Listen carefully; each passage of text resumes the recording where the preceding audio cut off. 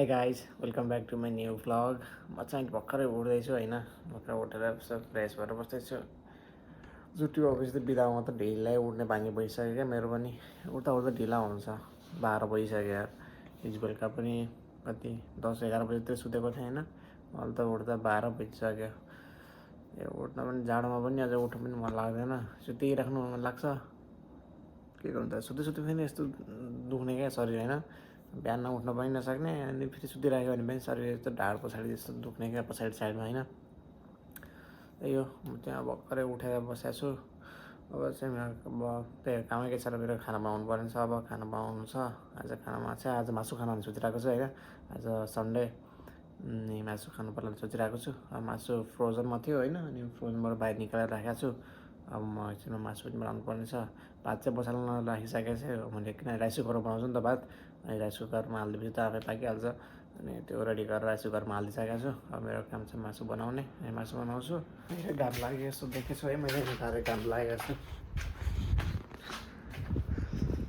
घाम चाहिँ मजाले लागिरहेको छ आज पनि, तर चिसो छ। काम तापौँ भनेर क्या, हावा मात्र लागिरहेको छ। अलिअलि भए पनि तातो चाहिँ आइरहेको छ।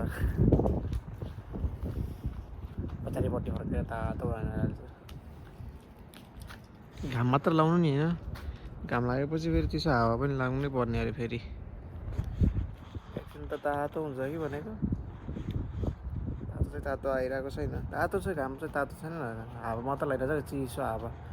त्यसले कपडा धोएर चाहिँ सुकाइरहेको छ नेपाली पारोमा होइन, देखिरहेको छ होला त्यहाँ। के देखाउनु, फर्काएको कपडा पनि सुकाएको त्यहाँ। एकछिन त घाम तातो लगाएर भने तातो हुन्छ नि, हावा पनि लागिरहेको छ नि त फेरि, त्यही भएर चिसो फिल भइरहेको छ।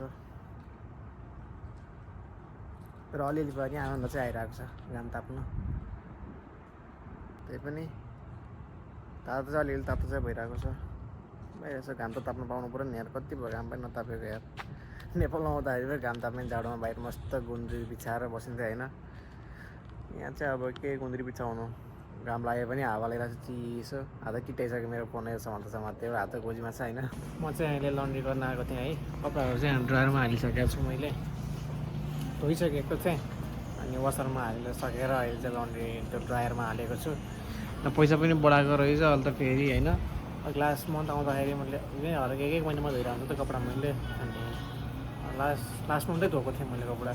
त्यसपछि चाहिँ अनि त्यहाँदेखि कपडा धेरै छ, अनि जतिसक्यो पनि धुँदिनँ क्या मैले, एकदम अर्जेन्ट पऱ्यो भने तर मसँग त्यति जसले कपडा लाग्यो भने मैले एक महिनामा धोइरहेको हुन्छु कपडा चाहिँ। अनि लास्ट मन्थ चाहिँ त्यो अलिकति मतलब त्यो वासरको पनि 25 सेन्ट बढाएको रहेछ होइन।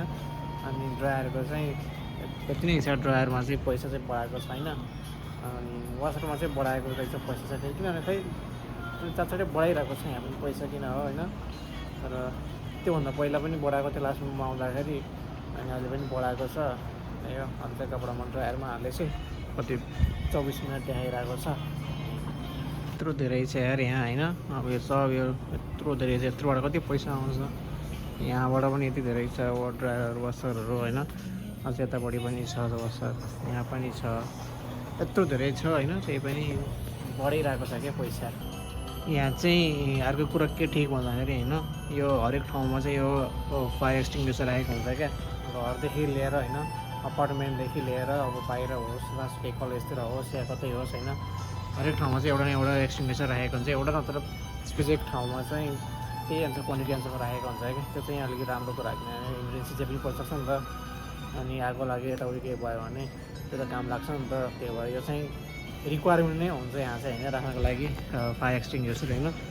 त्यही हो कि, तर मान्छेहरूलाई चलाउन पनि आउँदैन, युज गर्न पनि होइन। कति मान्छेहरूलाई प्रोपर नलेज हुनु पऱ्यो त्यसको लागि।